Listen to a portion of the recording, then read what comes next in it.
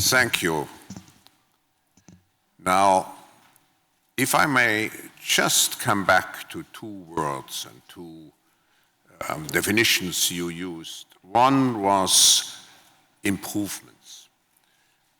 Can I ask you, Aung San Suu Kyi, what would be the priorities which you would see for such improvements? I have to say job creation, because I'm extremely worried about the high level of unemployment in my country, particularly youth unemployment. As I mentioned earlier, that's a time bomb. Many of our young people are already following the wrong path. They sit around at tea shops, but what is worse, some of them sit around at toddy palm shops. And you know what toddy palm is, it's our cheapest alcoholic drink. So, and some of them have taken to drugs, some of them have taken to gambling. If this goes on, we will not be able to reform them, let alone reform our country. So I keep saying, what I'm afraid of is not so much joblessness as hopelessness. If our young people start losing hope, we will have a big problem on our hands. So job creation. If I may come back also to the other expression you used, the national commitment. In what form would you like to see this national commitment expressed?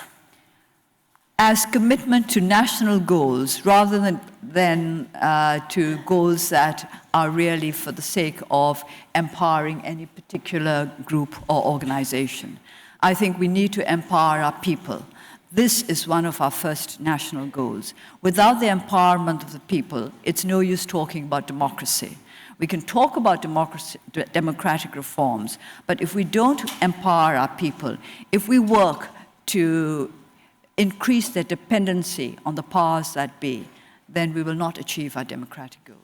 An empowerment of people, of course, requires what you emphasize so much: education, training, a building of capabilities.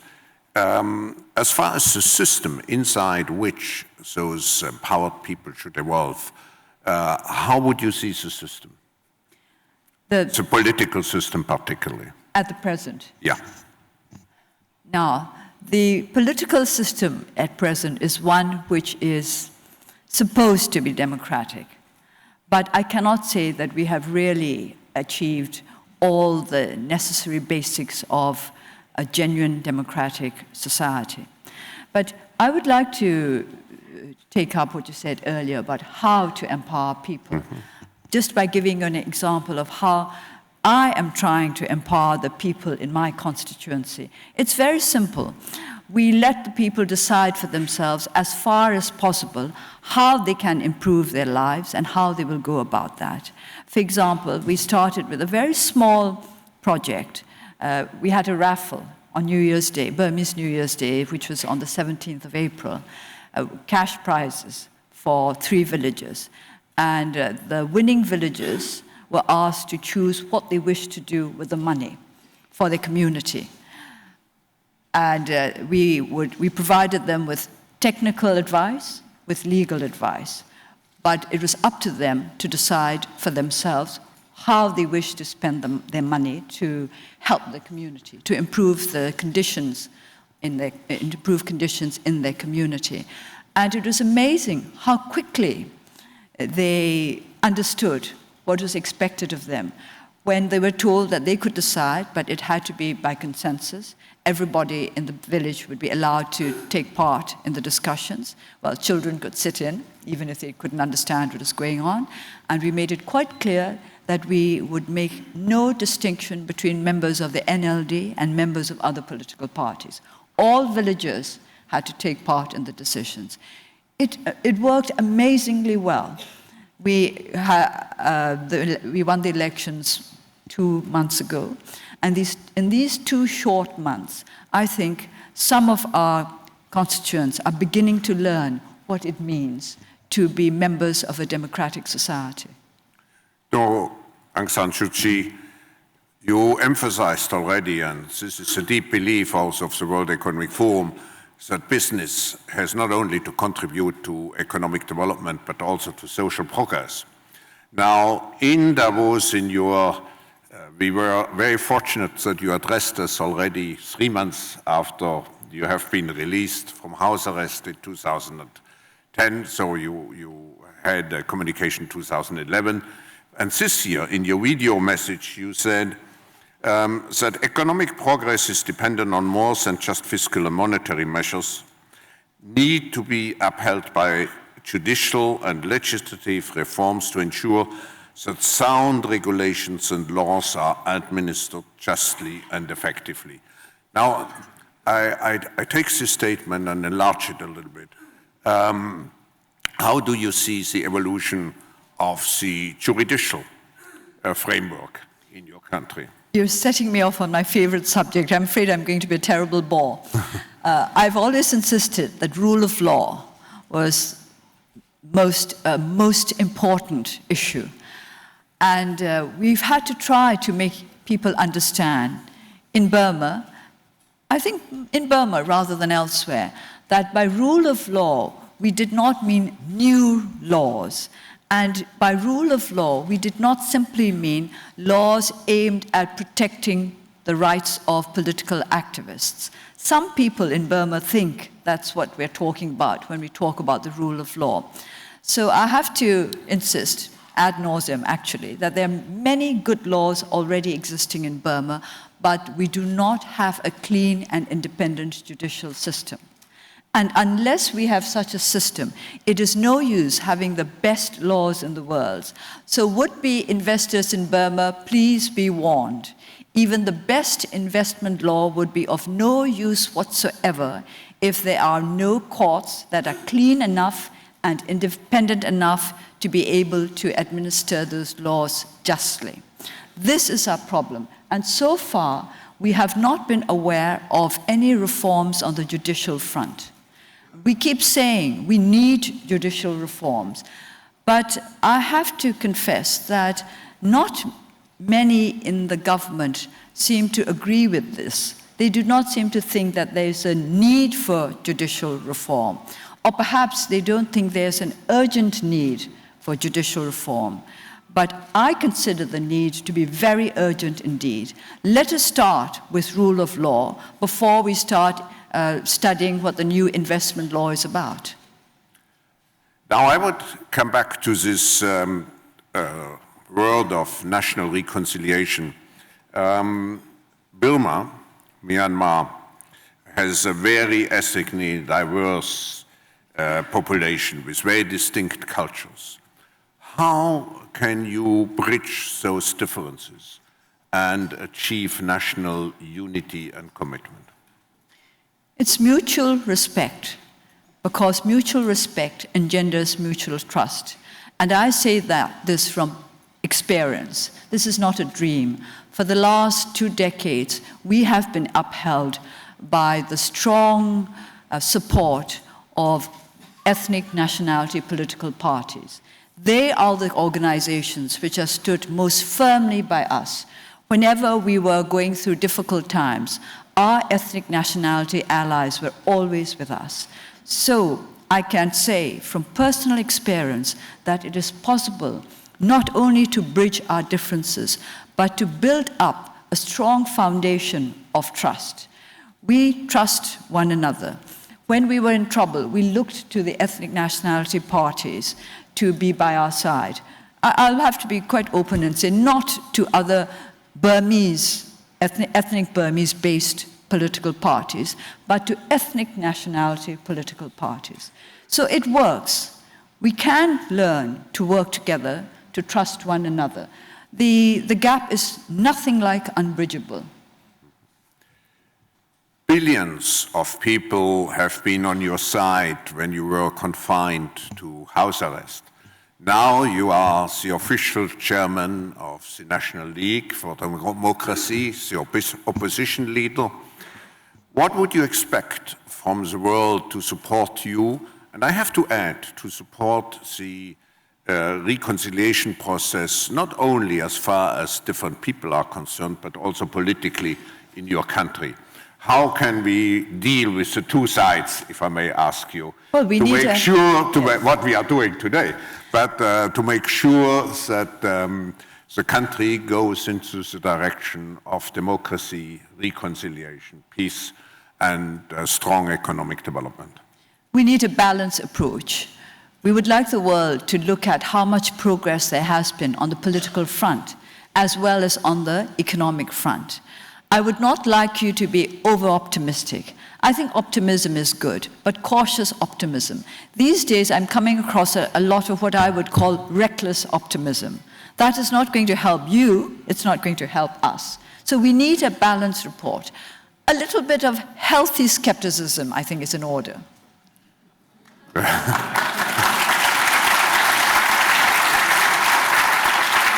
Now, Myanmar will have the presidency of the ASEAN countries in 2014. So that's in some way a benchmark. What would you see to be concretely achieved by 2014, and how should the ASEAN partners reflect on what they would like to have achieved by 2014? What will be achieved by 2014 will depend to a certain extent on the other ASEAN nations. You must know what you want Burma to achieve, and you must let Burma know what you want it to achieve. I believe in working for whatever we want. I don't believe in handouts. So ASEAN should not engage in handouts. You must demand from Burma as well. You must tell them what you expect from them. You must tell them what you expect from the future chair of ASEAN. I think that is very much in order. We must all learn that we don't get anything for nothing. This is a very simple, basic lesson that I keep repeating to our people. We don't get anything for nothing. And there is no use in hoping unless you engage in genuine endeavor. No endeavor, no hope. That is a very simple formula. And I think ASEAN must insist on this. ASEAN must let Burma know what you expect from its chair of 2014. Madam, may I ask you a personal question? We are coming to the end of this session. What went through your thinking when you stepped down from the plane after 24 years and 1 month abroad? Well, let me tell you what went on in my mind before I stepped down from the plane. Because the captain was so very kind as to invite me to sit in the cockpit as we were making the landing, so I would have a good view of Bangkok spread out in its nighttime glory. And sitting in the cockpit, I looked at this very, very complicated control panel, very high tech.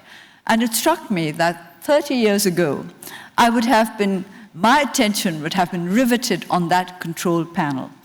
It would not have been engaged by all the lights below, because I've landed in New York, I've landed in London. In those past years, I'd seen, well, brighter lights than I saw that evening.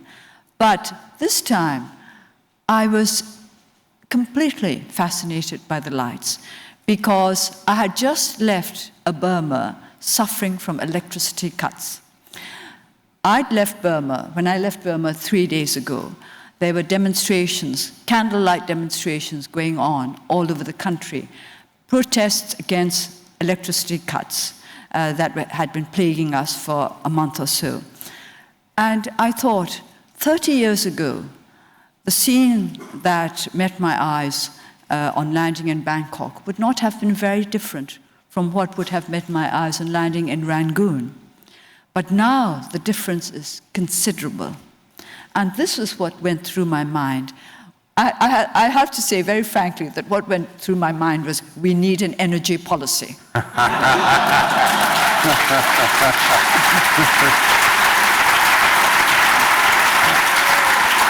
Now, may I add, before we conclude, another personal question?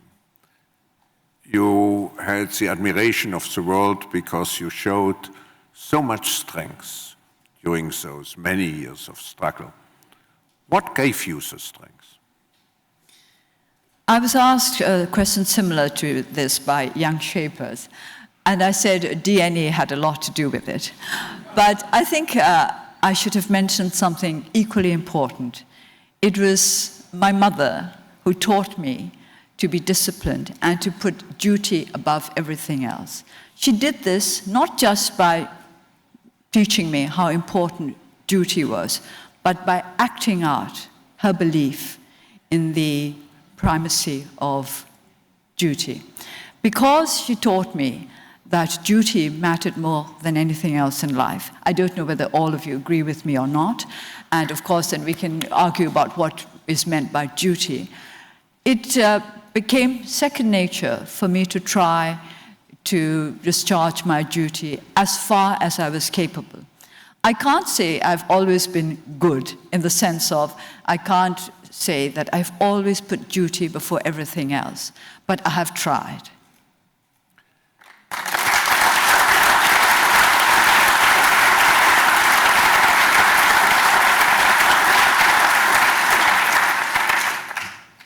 We are coming to the end of this session, and Burma is blessed not only with natural resources, but with great human resources, as we just experienced over the last half an hour.